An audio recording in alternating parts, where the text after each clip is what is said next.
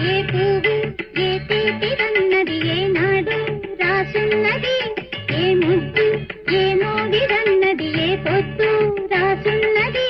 బంధాలై పెనవేయు వయసుకు అందాలే దాసోహమనగా, మందారం విరబూయు పెదవులు మధువులనే సరిచూడమనగా.